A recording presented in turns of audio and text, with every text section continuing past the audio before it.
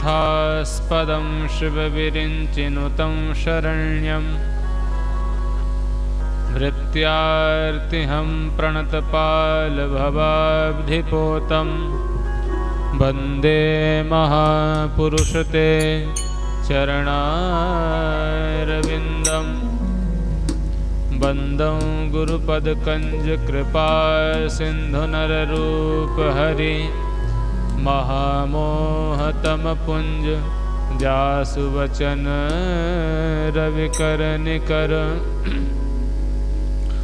श्री कृष्ण गोविंद हरे मुरारे हे नाथ नारायण वासुदेवा श्री कृष्ण गोविंद हरे मुरारी हे नाथ नारायण वासुदेवा श्री कृष्ण गोविंद हरे मुरारे हे नाथ नारायण वासुदेवा श्री कृष्ण गोविंद हरे मुरारी हे नाथ नारायण वासुदेवा हे नाथ नारायण वासुदेवा हे नाथ नारायण वासुदेवा हे नाथ नारायण वासुदेवा हे नाथ नारायण वासुदेवा हे नाथ नारायण वासुदेवा हे नाथ नारायण वासुदेवा हे नाथ नारायण वासुदेवा हे नाथ नारायण वासुदेवा श्री कृष्ण गोविंद हरे मुरारे नाथ नारायण वासुदेवा श्री कृष्ण गोविंद हरे मुरारी हे नाथ नारायण वासुदेवा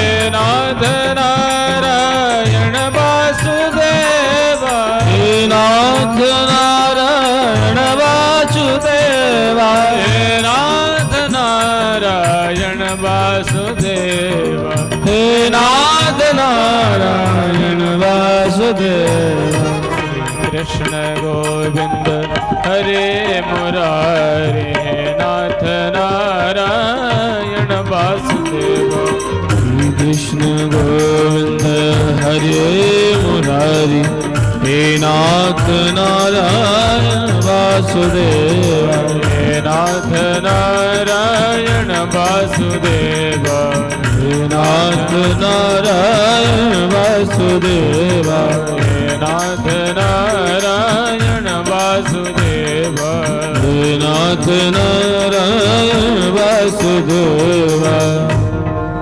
बोल वृंदावन बिहारी लाल की जय। श्रीमद्भागवत महापुराण की जय। सद्गुरुदेव भगवान की जय। अखंड धूना की जय। परम पूज्य स्वामी श्री डेरा रुद्रानंद महाराज की जय। परम पूज्य स्वामी श्री सुग्रीवानंद महाराज की जय। परम पूज्य स्वामी श्री हेमानंद महाराज की जय। जय जय श्री राधे। परम मंगलमय परात्पर अकारण करुणा वरुणालय भक्तवांछा कल्पतरु तड़िद्युत विनिंदित पीतांबर धारी बाल कृष्णलाल की बांगमयी प्रतिमूर्ति श्रीमद्भागवत महापुराण द्वितीय दिवस के आज हम द्वितीय सत्र में प्रवेश कर रहे हैं। प्रथम सत्र में हम सब श्रवण कर रहे थे। महाभारत का युद्ध पूर्ण हुआ और दुर्योधन युद्ध भूमि पर पड़ा हुआ है। अश्वत्थामा दौड़ करके आए। दुर्योधन ने कहा, मित्र बस एक हृदय में एक बात है कि हम 100 भाई थे, 100 में एक भी नहीं बचे और हमारे शत्रु मात्र 5 भाई थे, 5 में एक भी नहीं मरा। अश्वत्थामा ने कहा, चाहते क्या हो? बस यही चाहते हैं, अब मरना तो है ही। 5 में अगर एक भी मर जाए तो थोड़ा हृदय में कुछ सुकून मिलेगा। दुर्योधन इतना बड़ा दुष्ट है, दुर्योधन के कारण ही इतना बड़ा युद्ध हुआ और पूरा कौरव कुल कौरव समाप्त हो गया दुर्योधन के कारण। और अभी भी मरते समय मरते मरते क्या कह रहा है कि 5 पांडवों में कोई एक भी अगर मर जाए तो हमारे हृदय में बड़ी शांति मिलेगी। अश्वत्थामा ने कहा, अच्छा एक की बात करते हो, मैं अभी 5 को लाता हूं। अश्वत्थामा दौड़ा और रात्रि में गया जहां पांडवों के बिस्तर पर द्रौपदी के 5 पुत्र सोए हुए थे। जाकर के तलवार से 5 पुत्रों की हत्या कर दिया। सिर एक थैले में भर करके ले आया। दुर्योधन से कहा, देखो जो काम आपने इतने दिनों से नहीं किया, पूरा कौरव कुल खत्म हो गया, जिनको मारने के लिए मैंने चुटकी में कर दिया। दुर्योधन इस बात को सुनकर बड़ा खुश हो गया। अच्छा, बहुत खुश हो गया। लेकिन दुर्योधन ने कहा, एक काम करो, मुझे दिखाओ, पहले मैं देखूं तो सही। दुर्योधन ने देखा, वो पांडव नहीं बल्कि पांडव पुत्र थे। और इस बात से वो बड़ा दुखी हुआ। पहले तो बड़ा खुश हो गया, फिर उसके बाद दुखी हुआ। दुखी इस बात से हुआ कि अब जो कौरव है ना, वो भी पांडव ही है, भाई हैं। लेकिन कौरव कुल में अब कोई ऐसा बचा ही नहीं था जो आगे कुल को चला सके। अब तो यही बच्चे थे, इनसे हमारी कोई शत्रुता नहीं थी। हमारी शत्रुता तो मात्र पांडवों से थी और तूने हमारे कुल को ही खत्म कर दिया। इस बात से बहुत दुखी हुआ और रोते रोते प्राणों को त्याग दिया। प्राण छूट गए। अश्वत्थामा को लगा, अब तो मैं नहीं बचूंगा। अगर पांडव जीवित हैं तो पांडव मुझे छोड़ेंगे नहीं। अश्वत्थामा डर कर भागा। इधर प्रातःकाल जब द्रौपदी ने देखा कि जिस शिविर में पांडव सोते हैं वहां से रक्त की धार बह रही है, रक्त की धार को देख करके चीख पड़ी। पास में जाकर के जब उसने देखा, माता से सोना निधनम सुतानां निशम्य घोरं परितप्यमाना तदा रुदद्बाष्पकलाकुलाक्षे तां सान्त्वयन्नाह किरीटमाली। द्रौपदी ने देखा मेरे 5 पुत्रों की हत्या हो गई है। किसने किया? किसने? मेरे पुत्रों ने किसका क्या बिगाड़ा था? मेरे पुत्रों की हत्या किसने कर दी? विलाप करती है बहुत चीख चीख करके। और द्रौपदी की इस चीख को सुनकर के जब अर्जुन आए, अर्जुन ने संकल्प किया, द्रौपदी रो मत, मैं संकल्प लेता हूं, मैं क्षत्रिय हूं, जब तक मैं तुम्हारे पुत्रों के हत्यारों को मैं मृत्यु नहीं दे दूंगा तब तक मैं चैन से नहीं बैठूंगा। अर्जुन ने गांडीव उठाया और भगवान श्री कृष्ण के साथ रथ में आरूढ़ हो गए। भगवान श्री कृष्ण रथ चला रहे हैं। अश्वत्थामा देखा अब मैं नहीं बचूंगा, अश्वत्थामा भागा और पीछे अर्जुन ने देखा अश्वत्थामा भाग रहा है, रथ से कूद करके दौड़ करके अश्वत्थामा को पकड़ करके रस्सियों में बांध करके रथ में पटक दिया। भगवान ने कहा इसको पटक क्यों रहे, उसको मारो, इसने बच्चों की हत्या की है। अर्जुन ने कहा प्रभु मैंने द्रौपदी के सामने मारने के लिए संकल्प लिया है, मैं तो द्रौपदी के सामने मारूंगा। खींच करके द्रौपदी के सामने लेकर के आए। द्रौपदी देखो मैं तुम्हारे 5 पुत्रों के हत्यारे को लेकर के आया हूं। द्रौपदी ने जैसे ही देखा, द्रौपदी कहती है मुच्यताम मुच्यताम येष ब्राह्मणो नितराम गुरु। इसको छोड़ दो, इसको छोड़ दो, ये ब्राह्मण है, गुरु पुत्र है। अर्जुन कहते क्या कह रही हो तुम? तुम्हारे 5 पुत्रों की इसने हत्या की है। अरे एक माँ के सामने जब पुत्र की कोई हत्या कर दे, वो माँ उस हत्यारे के ऊपर सिंघनी की तरह टूट पड़ती है। और तुम्हारे सामने 5 पुत्रों का हत्यारा खड़ा है और तुम कहती उसको छोड़ दूं? क्या कह रही हो? विचार करो। द्रौपदी कहती है मैं ठीक कह रही हूं, मैं जानती हूं कि पुत्र की हत्या के बाद क्या होता है एक माँ का, एक माँ की पीड़ा क्या होती है मैं जानती हूं, इसलिए इसे छोड़ दो।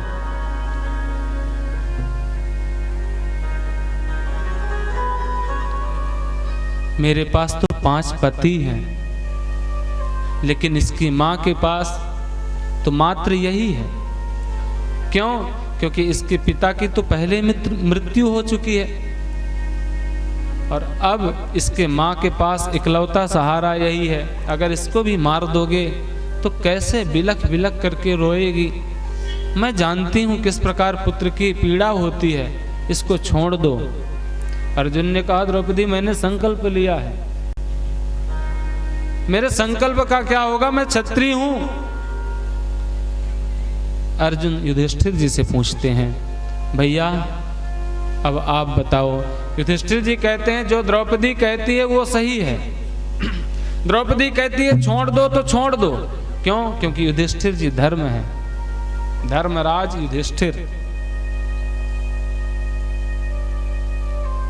भीम कहते हैं देखो भाई अगर आप लोग छोड़ दोगे तो मैं तो इसको मार ही दूंगा, इसलिए देख लो पहले। नकुल सहदेव बोले सुनो भीम भैया ठीक कह रहे हैं, इसको मारना ही उचित है। अर्जुन को लगा करूं तो करूं क्या, भैया कहते हैं कि छोड़ दो, ये कहते हैं मार दो, क्या करूं कुछ समझ में नहीं आता। संकल्प भी ले रखा है, प्रतिज्ञा की है मैंने इसको मारने की, क्षत्रिय हूं, क्या करूं। लेकिन भगवान श्री कृष्ण वहीं पर खड़े हैं, मुस्कुरा रहे हैं।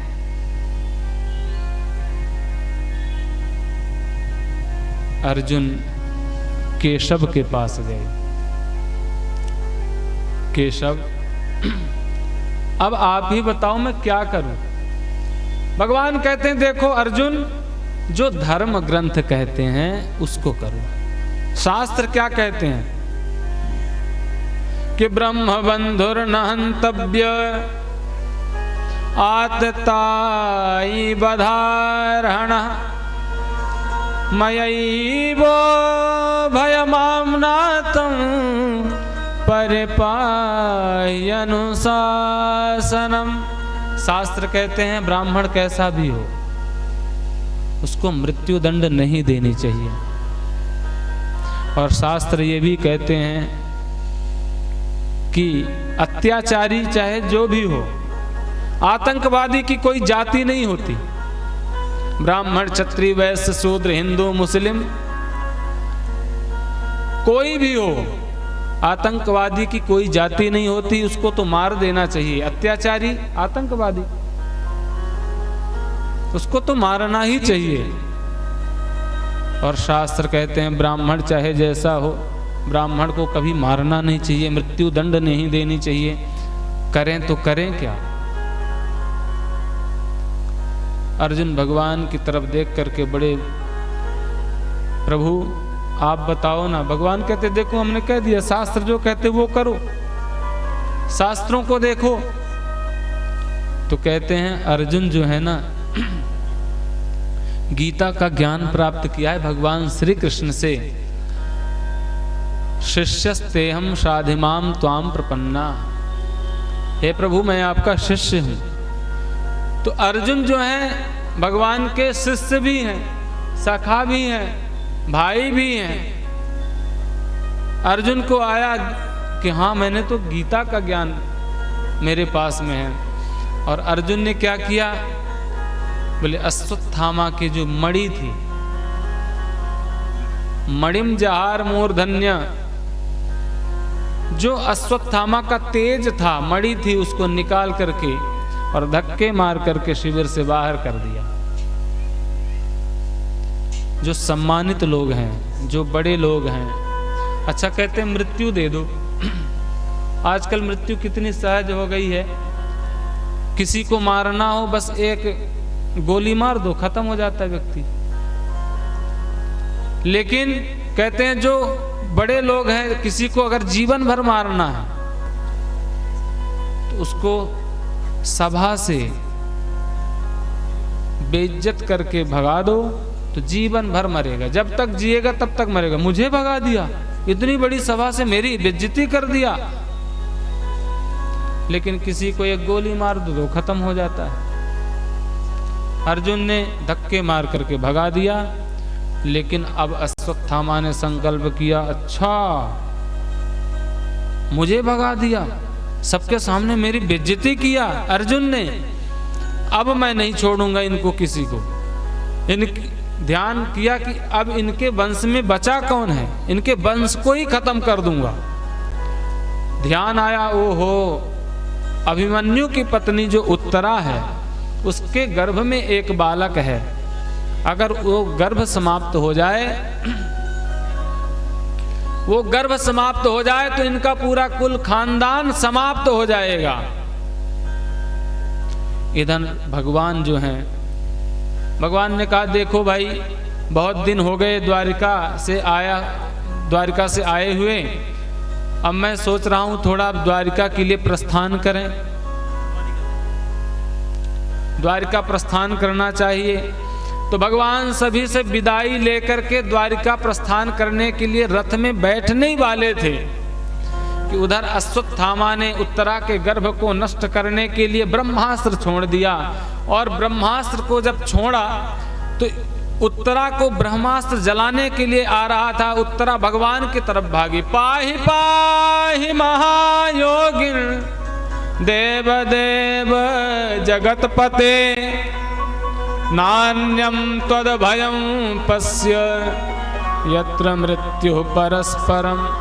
उत्तरा दौड़ती हुई आई भगवान के पास, हे प्रभु मेरी रक्षा हो ना हो मुझे इसकी कोई परवाह नहीं है, लेकिन मेरे गर्भ की रक्षा हो जाए, बस इसकी रक्षा हो। आकर के भगवान के चरणों में गिर पड़ी। भगवान ने देखा बेटी उत्तरा इधर आओ। भगवान ने सूक्ष्म रूप धारण किया, अंगुष्ठ मात्र ममलम, सूक्ष्म रूप धारण करके उत्तरा के गर्भ में प्रवेश किए भगवान। और एक रूप में बाहर से उत्तरा को सांत्वना दे रहे हैं, बेटी अब कैसा लग रहा है, अभी तो तुम्हें कोई परेशानी तो नहीं है। और एक सूक्ष्म रूप में जाकर के गर्भ में प्रवेश करके उत्तरा के, और आज भगवान उत्तरा के गर्भ की रक्षा कर रहे हैं। उत्तरा के गर्भ में जाकर के चक्र से जैसे ही रक्षा की तो उत्तरा के गर्भ में जो गर्भस्थ शिशु है उसने दर्शन किया भगवान का। कितना बड़ा सौभाग्यशाली है जो गर्भ में ही दर्शन हो गए जिसको प्रभु के। हम लोग तो दुनिया में भगवान को याद करते हैं और बड़े बड़े संत तपस्या करते हैं, भजन करते हैं, जन्म जन्म मुनि जतन कराही अंत राम कही आवत नाही, कि भगवान का नाम ही मुख में आ जाए, लेकिन फिर भी नाम नहीं आता। और वो नामी गर्भ में प्रवेश करके जिन भक्त को दर्शन किया वो दिव्य है। उत्तरा से पूछते हैं बेटी कैसा लग रहा है। उत्तरा ने कहा अब ठीक हूं मैं। उत्तरा ने भगवान के पास आकर के भगवान की शरण ग्रहण की। किसी ने कहा उत्तरा जब आई, उत्तरा अपनी रक्षा के लिए वहां पर कुंती भी खड़ी थी, उनके पास नहीं गई। उनके पांडव खड़े थे, द्रौपदी खड़ी थी, पांडव खड़े थे, किसी के पास नहीं गई। भगवान श्री कृष्ण के पास क्यों आई? तो कहते हैं उत्तरा को पता है, उत्तरा को यह पता है कि जब द्रौपदी की लाज, द्रौपदी की साड़ी दुशासन खींच रहा था तो पहले द्रौपदी ने पांडवों की ओर देखा।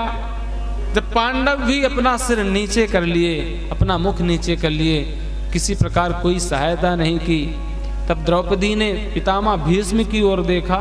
वहां जितने बड़े धर्माचार्य बैठे थे सबकी ओर देखा, लेकिन जब सबने किसी का सहारा नहीं मिला तब द्रौपदी भगवान को पुकारती।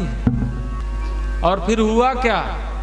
बोले साड़ी बिच नारी है कि नारी बिच साड़ी है, और साड़ी ही की नारी है कि नारी ही की साड़ी है, पता ही नहीं चला हो क्या रहा है। दुशासन साड़ी खींचते खींचते खींचते, कहते हैं दुशासन में 10,000 हाथियों का बल, और दुशासन थक गया पर द्रौपदी के साड़ी को नहीं खींच पाया। बसन रूप भय श्याम, भगवान श्याम सुंदर वस्त्र का रूप धारण करके द्रौपदी की लाज की रक्षा करते हैं। उत्तरा जानती है कि ये सब मिट्टी हैं, इनके पास तो जाना ही बेकार है, लेकिन हम लोग करते क्या हैं? हम लोग कभी कभी अपने बल में विश्वास रखते हैं। हमारे ऊपर कोई परिस्थिति आती है तो हम अपने बल में विश्वास रखते हैं, दुनिया के पास जाते हैं हमारी रक्षा करो, हमारी रक्षा करो, लेकिन हम गोविंद की शरण ग्रहण नहीं करते हैं। और दुनिया का आश्रय छोड़ करके हम गोविंद की शरण ग्रहण कर लेना तो हमारे यहाँ जो भी कितनी भी बड़ी विपत्ति आए वो विपत्ति नहीं होती थी। आज उत्तरा, उसको पता है कि हमें यहाँ मात्र गोविंद बचा सकते हैं, वही मेरी रक्षा कर सकते हैं, मेरे गर्भस्थ शिशु की रक्षा कर सकते हैं। इसलिए उत्तरा गोविंद के चरणों में जाकर के पड़ी।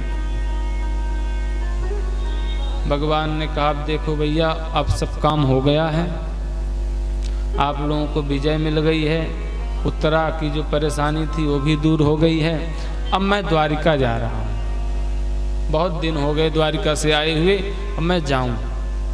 और जैसे ही द्वारिका जाने की बात कहे तो माता कुंती आ गई। कुंती कहती है हे प्रभु मैं आपके चरणों में प्रणाम करती हूँ।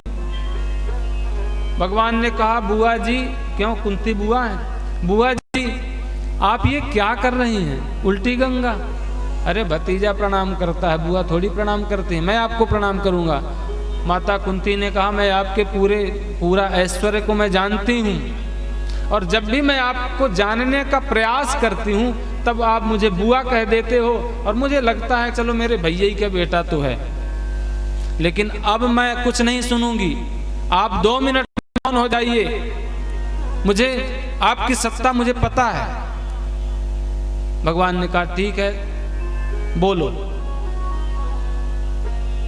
कुंती कहती है नमस्ये पुरुषम त्वाद्यम ईश्वरम प्रकृतेः परम अलक्ष्यम सर्वभूतानां अंतर्बहिर्वस्थितम। हे प्रभु, मैं आपको प्रणाम करती हूँ, और आप ये मत समझना कि मैं अपने भाई के बेटे को प्रणाम कर रही हूँ, भतीजों को प्रणाम कर रही हूँ। मैं प्रणाम करती हूँ नमस्ये पुरुषम त्वाद्यम ईश्वरम प्रकृतेः परम। मैं उस ईश्वर को प्रणाम करती हूँ जो प्रकृति से परे है।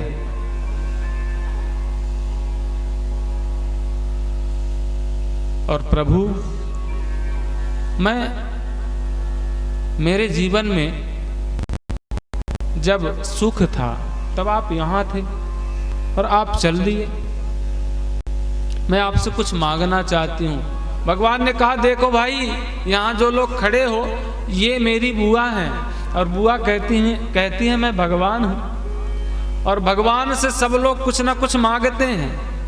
हम लोग भी मांगते हैं ना, आरती करेंगे, ओम जय जगदीश हरे, सुख संपत्ति घर आवे, कष्ट मिटे तन का। भगवान के सामने हम लोग पूजा करेंगे, प्रार्थना करेंगे, फिर उनसे कुछ ना कुछ मांगते हैं। भगवान कहते हैं देखो भैया, यहाँ जितने लोग खड़े हो एक काम करो, कुंती बुआ मेरे से कुछ मांगना चाहती हैं, मैं इनको तो दूंगा ही, एक काम करो सब लोग मांग लो कुछ ना कुछ। तो वहाँ जो लोग खड़े थे सबने कहा हाँ प्रभु मुझे ये दे दो वो दे दो। और वहीं पर खड़ी थी सुभद्रा। सुभद्रा ने कहा, भगवान ने कहा सुभद्रा तू भी मांग, मांग मांग मांग। सुभद्रा ने कहा ठीक है, अगर कहते हो तो मांगती हूँ। तो प्राण प्रयाण समय कफवात पित्तई कंठावरोधन विधौ स्मरणं कुतस्ते। हे प्रभु, अगर आप देना चाहते हो तो बस इतना दे दो क्या कि प्राण प्रयाण समय कफवात पित्तई, जब हमारे शरीर की अंतिम अवस्था आती है, उस समय हमारे जब प्राण निकलने वाले होते हैं, तो उस समय कफ बात पित्तई, हमारे गले को कफ बात आदि ये सब अवरुद्ध कर देते हैं। कंठावरोधन विधौ स्मरणम कुतस्ते, उस समय हमारा कंठ अवरुद्ध हो जाता है, फिर आपका स्मरण नहीं हो सकता। इसलिए ऐसा आप वरदान दीजिए कि आपका नाम मैं हमेशा जपती रहूं, आपका नाम हमारे मुख में सदैव बना रहे, आपको मैं कभी भूलूं नहीं। और हम सभी को भी यही प्रार्थना करनी चाहिए, हे नाथ मैं आपको भूलूं नहीं।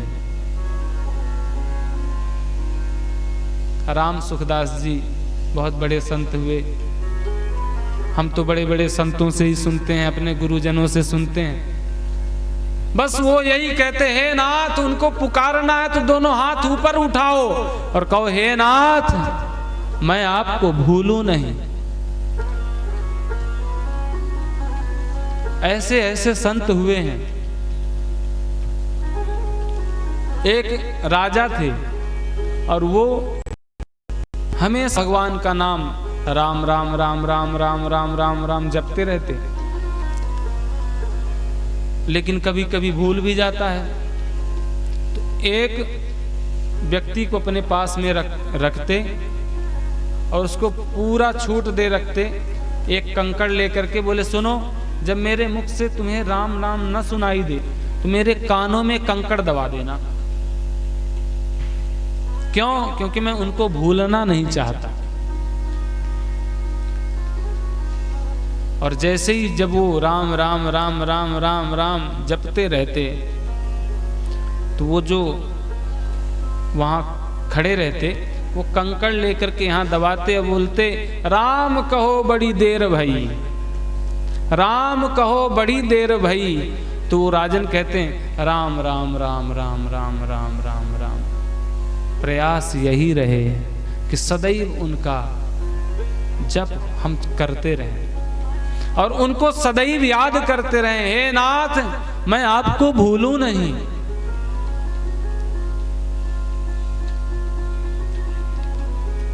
सुभद्रा कहती है मैं आपको भूलना नहीं चाहती, ऐसी आप कृपा कर दो। सबने कुछ न कुछ मांगा। अब जब बारी आई माता कुंती की, हाँ बुआ बोलो, कहती हो ना मैं भगवान हूं, मांगो। माता कुंती ने अपने साड़ी का पल्लू लिया और आंचल फैलाया और कहती है प्रभु बेपदा सन्तु नः सस्वत् तत्र तत्र जगत गुरो भवतो दर्शनं यस्यात् पुनर्भव दर्शनम। माता कुंती कहते हैं प्रभु मुझे इस झोली में आप विपत्ति दे दो। भगवान ने कहा क्या कह रही हो तुम, तुम्हें पता है तुम क्या बोल रही हो? कभी कभी ऐसा होता है हम बोलते रहते हैं और ऐसे शब्द निकल जाते हैं जो पता ही नहीं रहता। भगवान ने कहा तुम किस प्रकार से बोल रही हो, कैसे बोल रही हो, कौन सा शब्द निकल रहा है, तुम्हें पता है? तुम क्या कह रही हो पता है? अरे तुम्हारे यहां विपत्ति की कमी रही क्या? माता कुंती का जब विवाह हुआ तो किसके साथ हुआ? पांडु, राजा पांडु के साथ, जो पीलिया रोग से ग्रसित थे।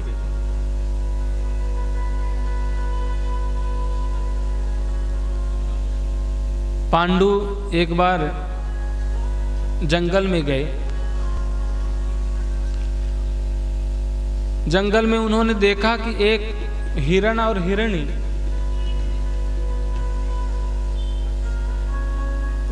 हिरण हिरणी सहवास कर रहे थे और पांडु ने क्या किया, उन्होंने बाण मार दिया। जब बाण मारा तो वो बाण जाकर के हिरण को लगा। जब हिरण को लगा तो उस हिरण का स्वरूप छूट गया और उस हिरण के स्वरूप में से एक ऋषि प्रकट हुए और उनका नाम है किंदम। किंदम ऋषि। किंदम ऋषि उन्होंने कहा राजन तुमने बहुत बड़ा गलत किया, मैं तुम्हें श्राप देता हूं। मैं श्राप देता हूं कि अपनी पत्नी के पास जब भी जाओगे आपकी मृत्यु हो जाएगी। सहवास की कामना से आप जाओगे, मृत्यु हो जाएगी। ऋषि का श्राप मिल गया किंदम जी का। पांडु जी ने बहुत, महाराज मुझे नहीं पता था कि आप महात्मा, मुझे नहीं पता था, क्षमा कीजिए। बोले अब तो कुछ नहीं हो सकता।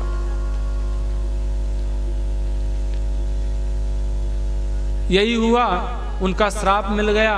और एक बार कुंती और माद्री दो उनकी पत्नी है, माद्री को उन्होंने देखा। माद्री की सुंदरता में इतने रिझ गए और उनको याद नहीं रहा कि मुझे श्राप मिला है, और सहवास की कामना से माद्री के पास गए। माद्री ने बहुत मना किया, महाराज आपको पता है आपको श्राप है, स्पर्श नहीं कीजिएगा। लेकिन वो अपने आप को नहीं रोक पाए और जैसे ही माद्री के पास गए तो पांडु जी की मृत्यु हो गई। भगवान कहते हैं माता बुआ तुम्हें कितना दुख मिला है, तुम्हारे जीवन में मात्र दुख है। वो तो भगवान की कृपा से, महात्मा दुर्वासा जी की आशीर्वाद से आपके यहाँ 5 पुत्र हो गए, क्योंकि महात्मा दुर्वासा जी ने आशीर्वाद दिया कि तुम सूर्य से मांगोगे तो एक पुत्र होगा, इस प्रकार 5 देवताओं से उन्होंने मांगा और 5 पुत्र हुए उनके, दुर्वासा जी की कृपा से, उनके आशीर्वाद से। लेकिन उन पुत्रों को भी मारने के लिए कौरवों ने, दुर्योधन ने कितना षड्यंत्र किया, पांडवों को मारने के लिए कितना षड्यंत्र किया, बहुत। और आज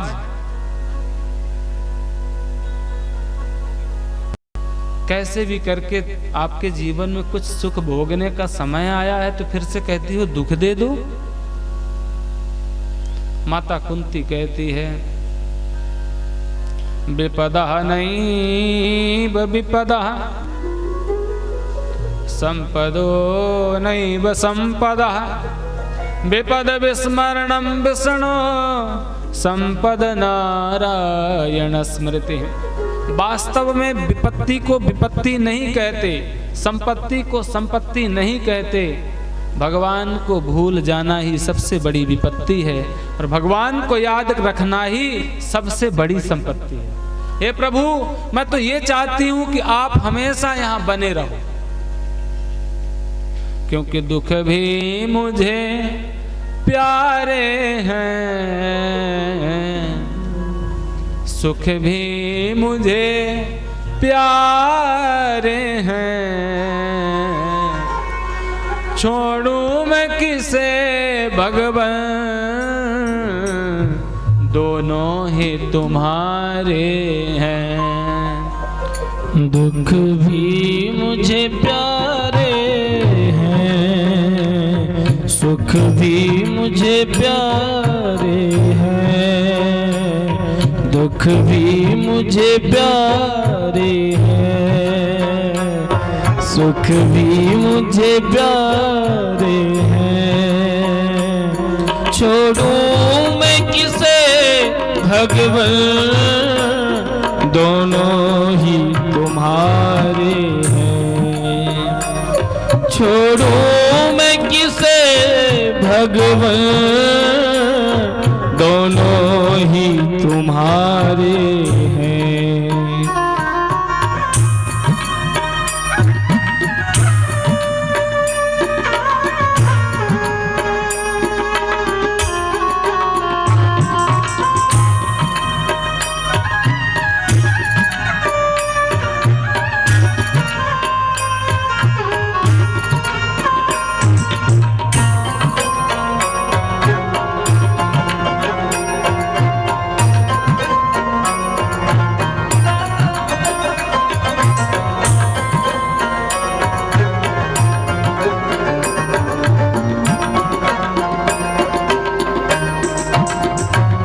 दुख चाहे ना कोई, सब सुख को तरसते हैं।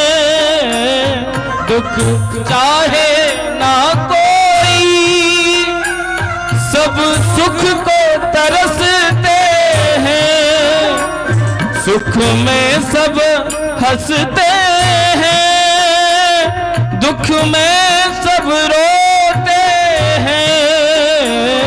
सुख में सब हंसते हैं, दुख में सब रोते हैं। दुख में सब रोते हैं, सुख मिले जिसे उसने, दुख भी तो सहारे हैं। सुख मिले जिसे उसने, दुख भी तो सहारे हैं।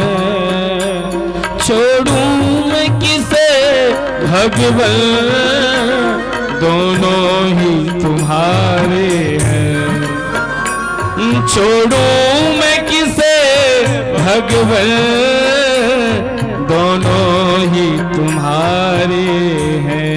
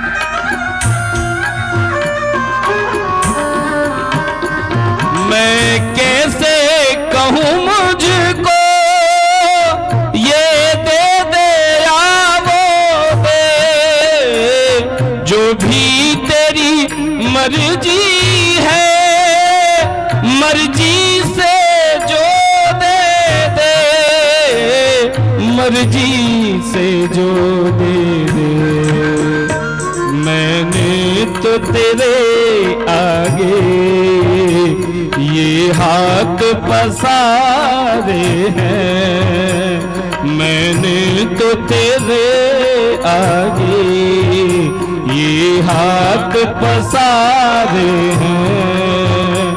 छोड़ूं मैं किसे भगवन, दोनों ही तुम्हारे हैं। छोड़ूं मैं किसे भगवन, दोनों ही तुम्हारे हैं।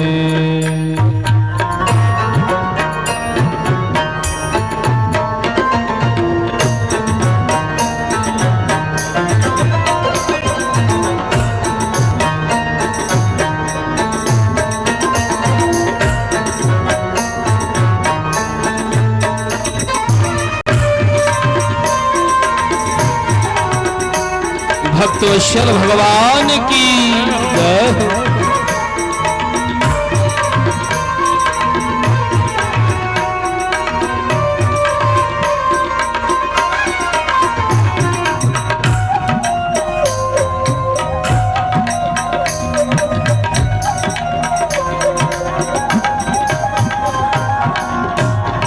और कहा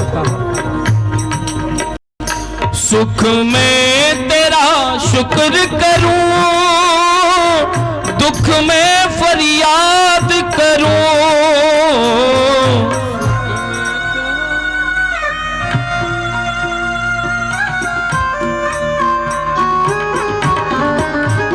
सुख में तेरा शुक्र करूं, दुख में फरियाद करूं। जिस हाल में तुम राखो, मैं तुमको याद करूं। जिस हाल में तुम राखो, मैं तुमको याद करूं। मैं तुमको याद करूं।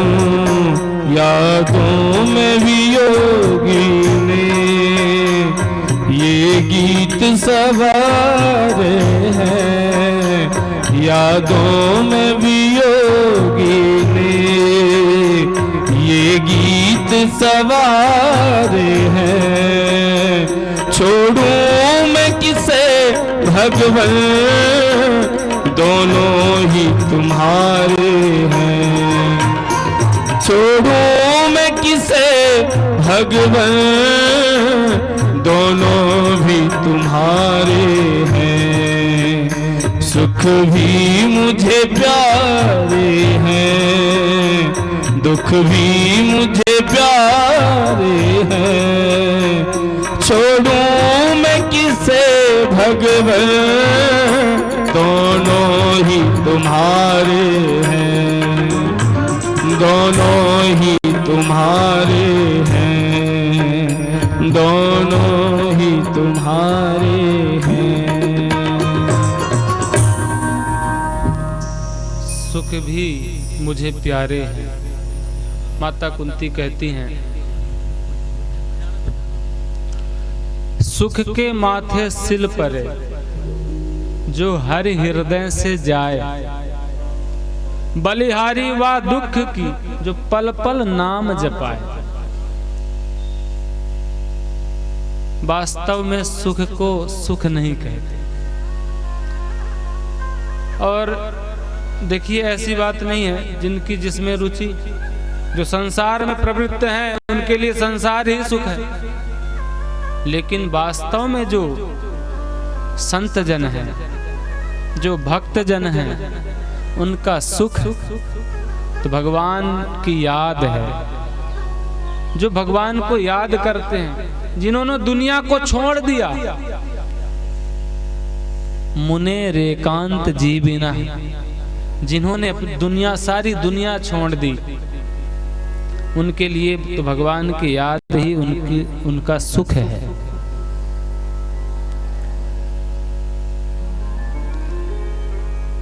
भगवान ने कहा, तो बुआ जी आप क्या चाहती हैं, मैं द्वारिका नहीं जाऊं? ठीक है, मैं द्वारिका जाना कैंसिल करता हूं। तो भगवान ने आज द्वारिका जाना कैंसिल कर दिया। ठीक है, मैं नहीं जा रहा। अब सबने कहा भगवान मेरे लिए रुक गए हैं, भगवान मेरे लिए रुक गए हैं। कोई कहा नहीं नहीं, मेरे कारण भगवान रुके हुए हैं। भगवान ने कहा मैं किसके लिए रुका हूं मैं ही जानता हूं। अरे हमारे एक भक्त हैं जो 52 दिन से सरसैया पर लेटे हुए हैं, पितामह भीष्म। भगवान कहते हैं मेरे भक्त हैं जो 52 दिन से सरसैया पर लेटे हुए हैं, मैं उनके लिए यहां रुका। सभी पांडव विश्राम कर रहे थे, भगवान भी विश्राम कर रहे थे। तो रात्रि में उन्होंने देखा कि सब सो रहे हैं और युधिष्ठिर जी रो रहे हैं। भगवान उठ कर के गए, भैया आप क्यों रो रहे हैं, आपको कौन सी ऐसी पीड़ा सता रही है? युधिष्ठिर जी कहते हैं, केशव मुझे इस बात का बड़ा दुख है। क्या? हम लोग धन कमाते हैं, संपत्ति कमाते हैं, किसके लिए? अपनों के लिए। हमारे पास खूब सुख सुविधा सब हो जाए और कोई अपना ना हो, फिर क्या मतलब? युधिष्ठिर जी कहते हैं हमने अपनों को अपने हाथों से मारा है। कौरव हमारे अपने ही तो थे, कौन से पराये थे? हमने अपनों को अपने हाथों से मारा और ये सारा राजपाट ले लिया, लेकिन सुख कहाँ है? सुख तो तभी है ना जब अपने भी हों।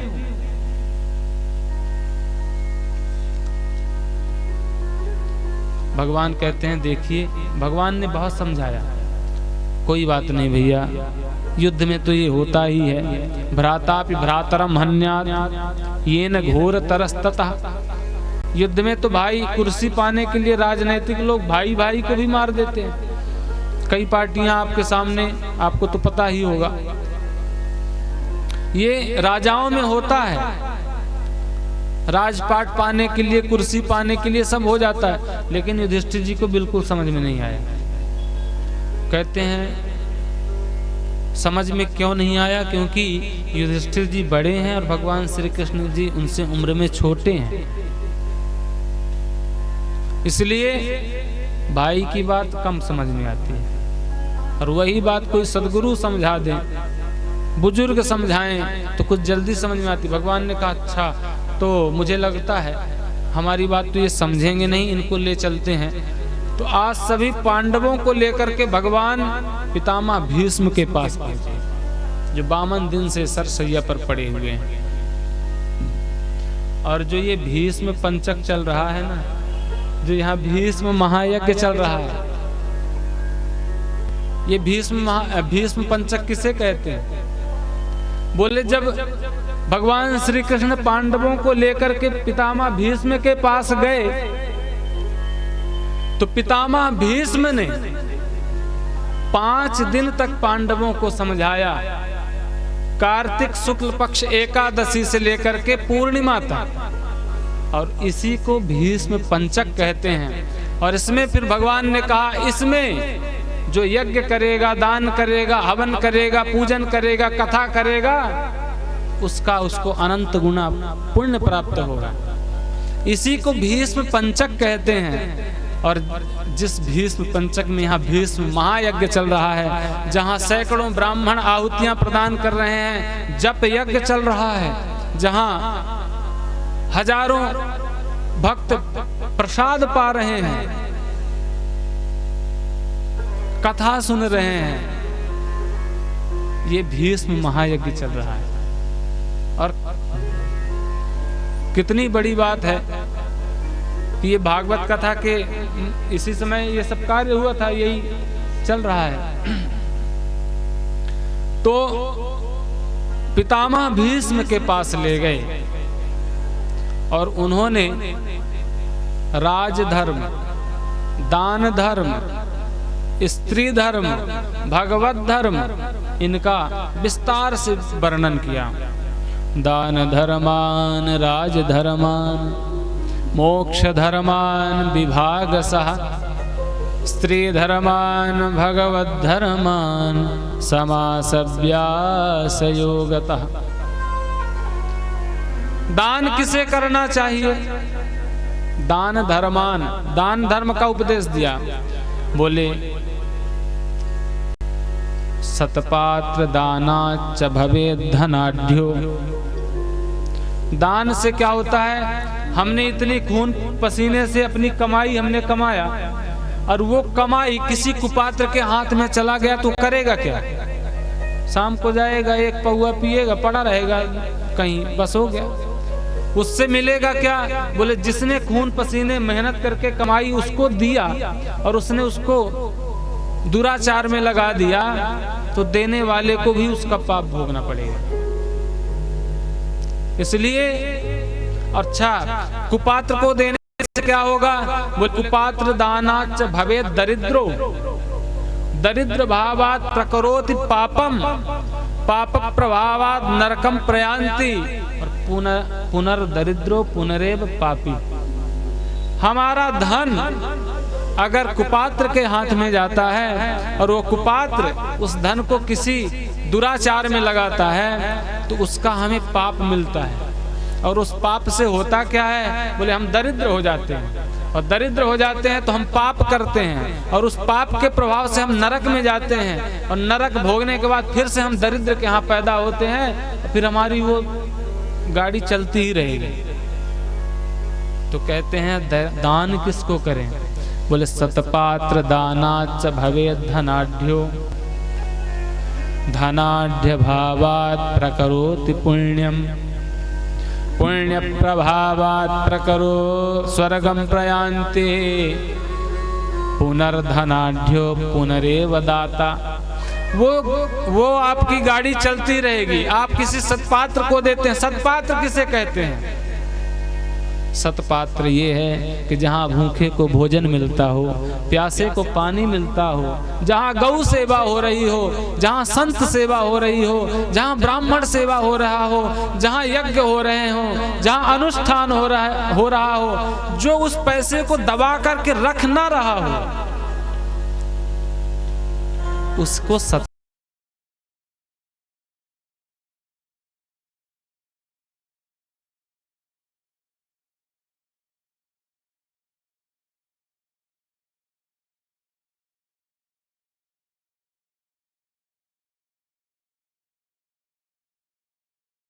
हमारे यहाँ गौ माता की सेवा के लिए बताया जाता है।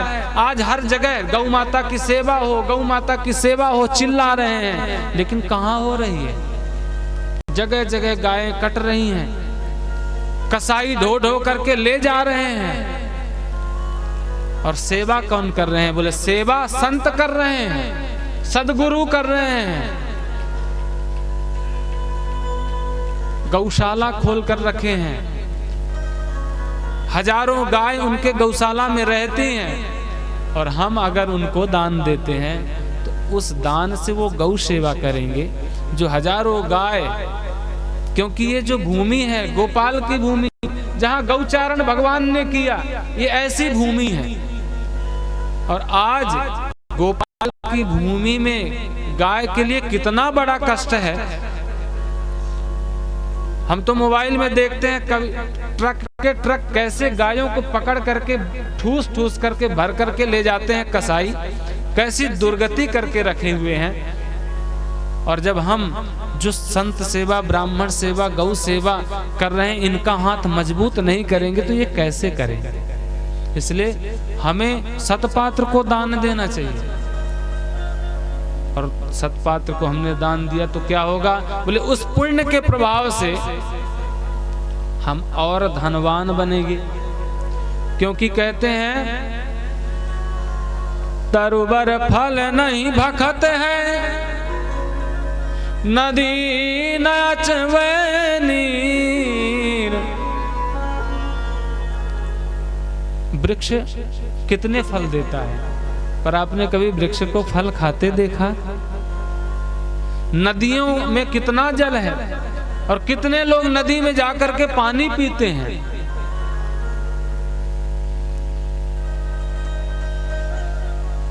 वृक्ष कभी फल को नहीं भक्षण करता, नदियां कभी पानी नहीं पीती। वैसे दान करे धन ना घटे जो सहाय रघुवीर। जब हम दान करते हैं तो हमारी सहायता रघुवीर करते हैं, हम पुनः धनवान बनते हैं और फिर से हम वही सत्कर्म करते रहते हैं। और जब हमारी कभी मृत्यु होती है तो हम फिर से स्वर्ग आदि जाते हैं और वहाँ स्वर्ग की सुख भोग करके फिर से हम किसी धनाढ्य के हमारा जन्म होता है और फिर से हम पुण्य का कार्य करते हैं। इसलिए पितामह भीष्म यहाँ दान धर्म की व्याख्या करते हैं, दान धर्मान, और दूसरा है राज धर्मान।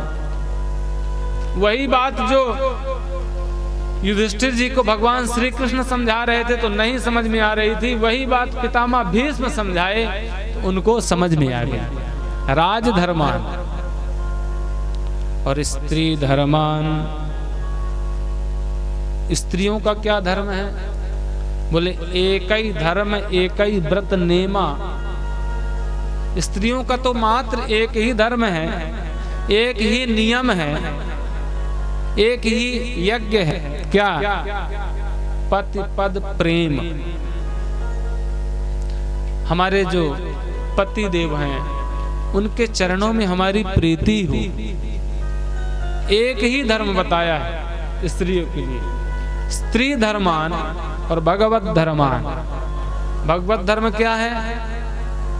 बोले भगवत धर्म है विष्णु सहस्त्र नाम। भगवान के जितने नाम हैं इनका जाप, इनका पाठ, यज्ञ, ये भगवत धर्म में आते हैं। इस प्रकार भीष्म जी ने 5 दिन तक उन्होंने विस्तार से व्याख्या की। भगवान सामने आए, भगवान की छवि को देख करके मुस्कुराए। पितामह भीष्म कहते हैं मैं इतने दिन से सरसैया में पड़ा हूं, मैं आपका इंतजार कर रहा था और अब मेरी एक विनती है। सदैव देवो भगवान प्रतीक्षताम। मैंने आपकी खूब प्रतीक्षा की, अब मेरी एक प्रार्थना है, थोड़ी देर आप भी प्रतीक्षा कर लो। क्यों? क्योंकि अब थोड़ा उत्तरायण आने में थोड़ी बाकी है। बस उत्तरायण आए और मैं अपने इस शरीर को त्याग दूं। और वास्तव में तो उत्तरायण उनके सामने खड़ा हुआ है। अरे जिस उत्तरा के गर्भ में जाकर के आयन माने निवास किया हो, वो भगवान श्री कृष्ण उत्तरायण साक्षात खड़े हुए हैं।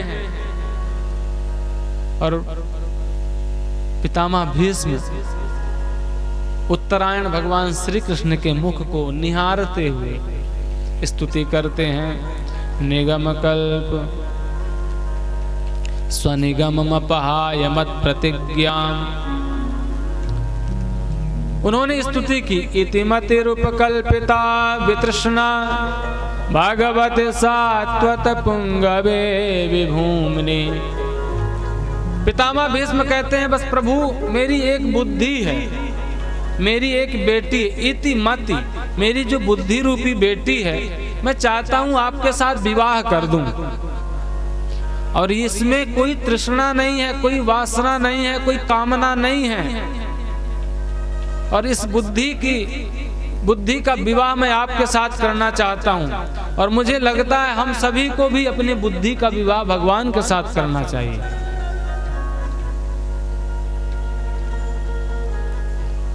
भगवान ने कहा ठीक है। उत्तरायण काल आया और उत्तरायण काल आया जब, तो पितामह भीष्म ने अपने इस पंच भौतिक शरीर को भगवान को निहारते हुए त्याग दिया। बोले भक्त वत्सल भगवान की इतना तो करना स्वामी, जब प्राण तन से निकले, गोविंद नाम कहकर जब प्राण तन से निकले। इतना तो करना स्वामी, जय हो। जब प्राण तन से निकले, इतना तो करना स्वामी, जब प्राण तन से निकले। गोविंद नाम लेकर, गोविंद नाम लेकर मेरे प्राण तन से निकले। इतना तो करना स्वामी, जब प्राण तन से निकले।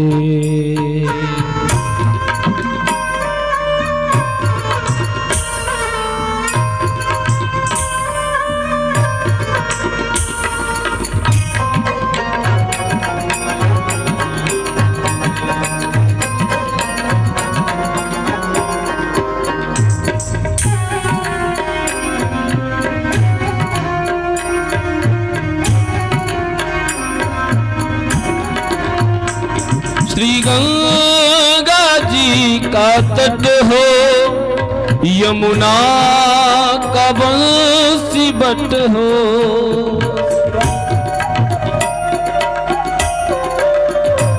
श्री गंगा जी का तट हो, यमुना का बंसी बट हो। मेरा सावरा निकट हो, मेरा सावरा निकट हो। जब प्राण तन से निकले, इतना तो करना स्वामी, जब प्राण तन से निकले।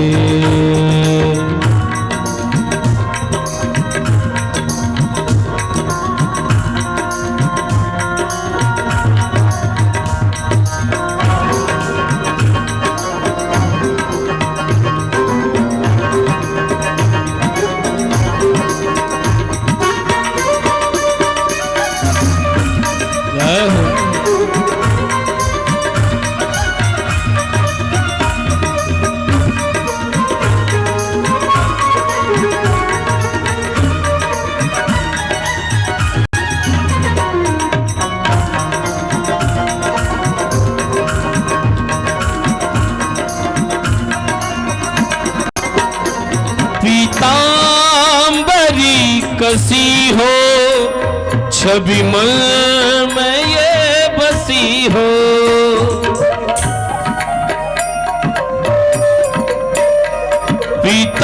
पीतांबरी कसी हो, छवि मन में ये बसी हो। होठों पे कुछ हंसी हो, होठों पे कुछ हंसी हो।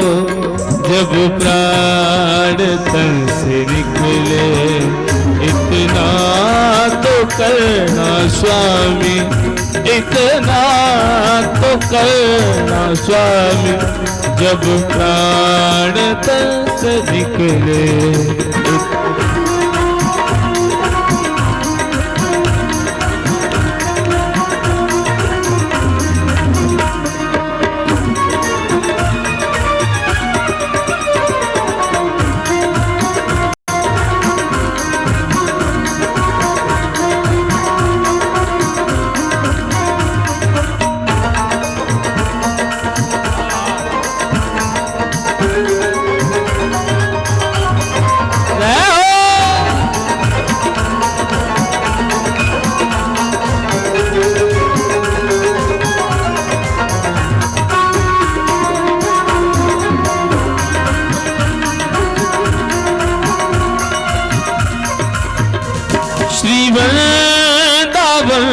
स्थल हो, मेरे मुख में तुलसी दल हो।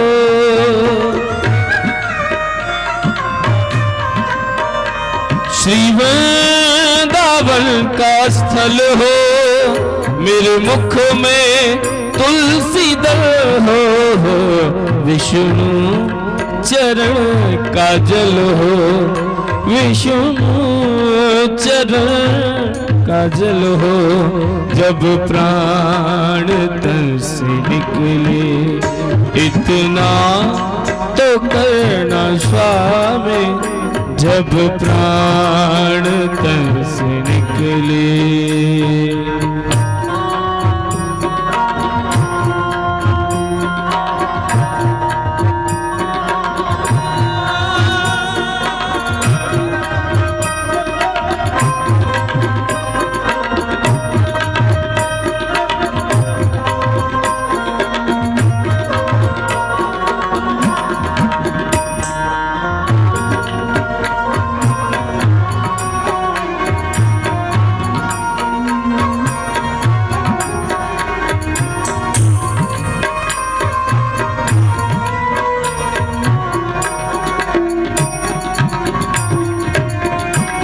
जब कंठ प्राण आवे कोई रोग ना सतावे,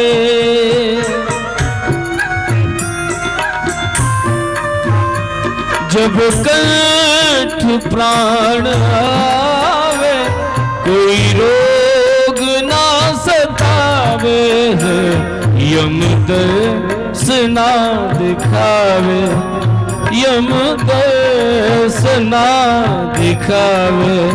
जब प्राण तन से निकले इतना तो करना स्वामी, इतना तो करना स्वामी, जब प्राण तन से निकले।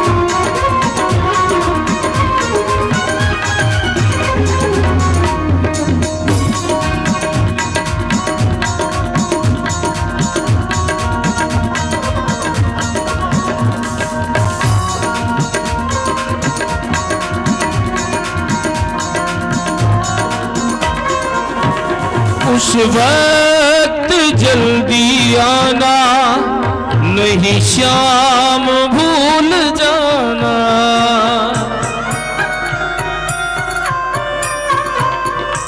उस वक्त जल्दी आना, नहीं श्याम भूल जाना। राधे को साथ लाना, राधे को साथ लाना। जब प्राण तन से निकले राधे को साथ लाना। जब प्राण तन से निकले इतना तो करना स्वामी, इतना तो करना स्वामी। जब प्राण तन से निकले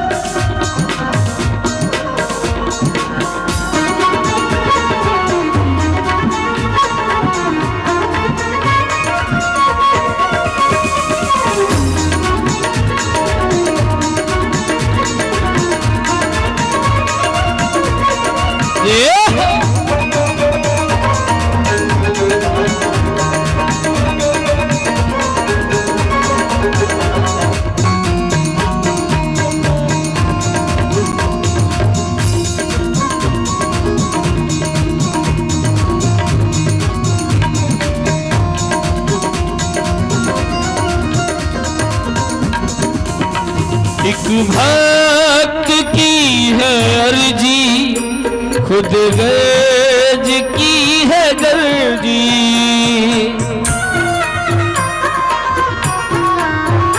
एक भक्त की है अर्जी, खुद गज की है गर्जी।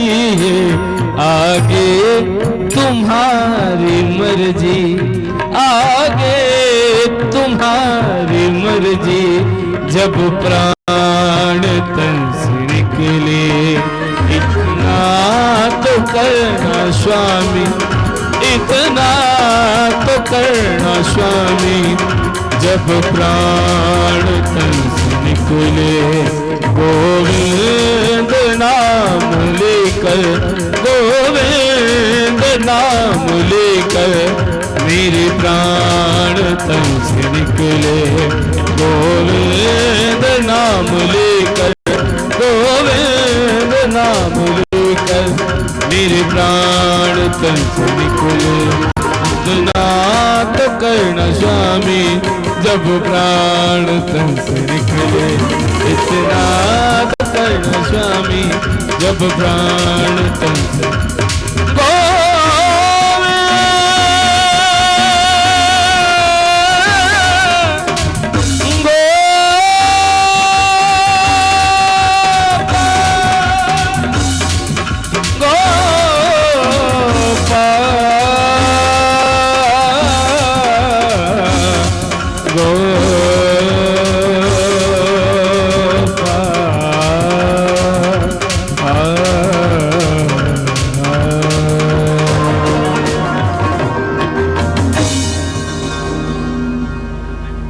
वृंदावन बिहारी लाल की जय। इस प्रकार पितामह भीष्म जी बहुत ही सुंदर स्तुति करते हैं।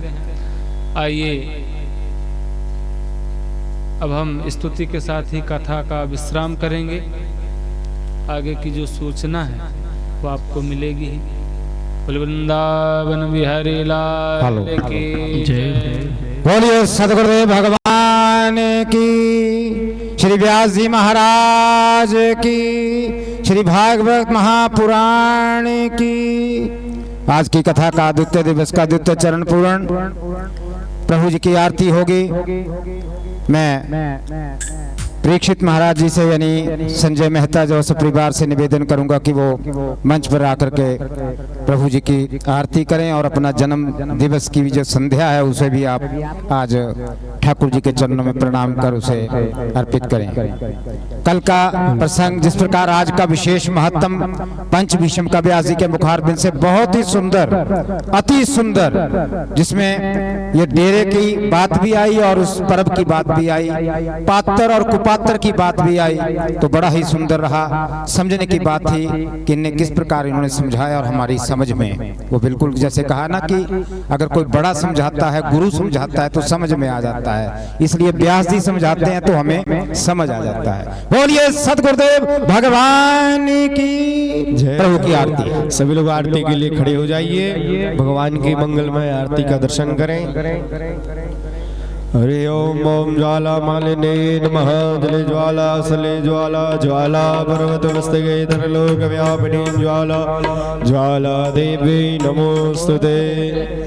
ओम वेदगुं हविः प्रजननं मे अस्तु दशवीरगुं सर्वगणगुं स्वस्तये आत्मसनि प्रजासनि पशुसनि लोकसन्य भयसनिग्निः प्रजा बहुलां मे करोर्त्वन्नं पयोरेतु असवासुधत्त। श्री भागवत भगवान की है आरती, पापियों को पाप से है तारती। श्री भागवत भगवान की है आरती, पापियों को पाप से है तारती। श्री भागवत भगवान की है आरती, पापियों को पाप से है तारती। श्री भागवत भगवान की है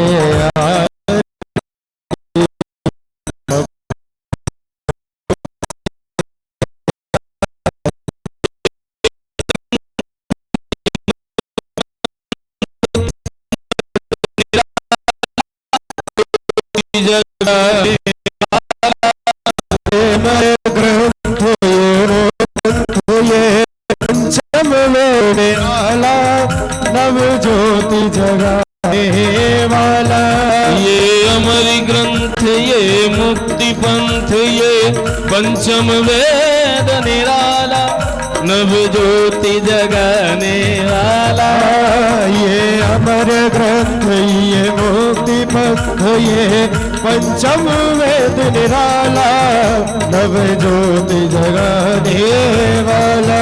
हे हरि नाम यही हरि धाम यही हरि नाम यही हरि धाम यही जग के मंगल की आरती पापियों को पाप से है तारती। श्री भागवत भगवान की है आरती पापियों को पाप से है तारती। ये शांति गीत पावन पुनीत पापों को मिटाने वाला हरि दर्श कराने वाला। ये शांति गीत पावन पुनीत पापों को मिटाने वाला हरि दर्श कराने वाला। ये शांति गीत पावन पुनीत पापों को मिटाने वाला हरि दर्श कराने वाला। ये शांति गीत पावन पुनीत पापों को मिटाने वाला हरि दर्श कराने वाला।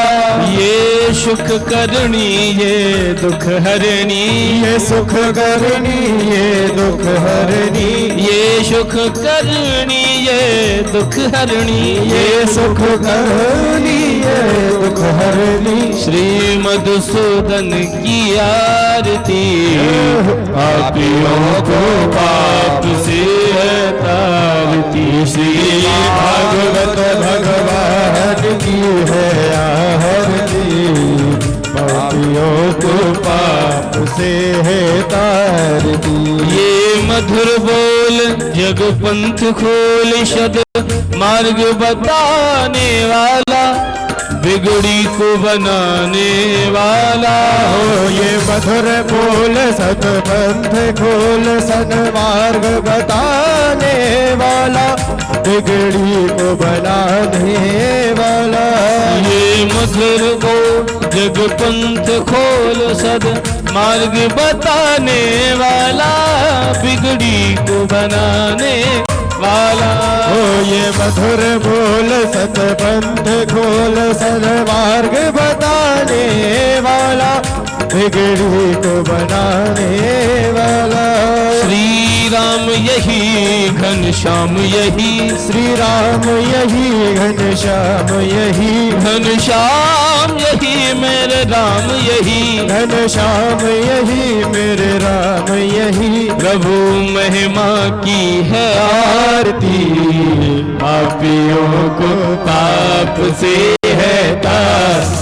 श्री भागवत भगवान की है आरती पापियों को पाप से है तारती। हे कर्पूर गौरम करुणावतारम संसार सारम भुजगेन्द्रहारम सदा वसंतम हृदयारविंदे भवं भवानी सहितं नमामि। त्वमेव माता च पिता त्वमेव त्वमेव बन्धु च सखा त्वमेव त्वमेव वेदा द्रविणं त्वमेव त्वमेव शरणं मम देवदेव त्वमेव शरणं मम देवदेव त्वमेव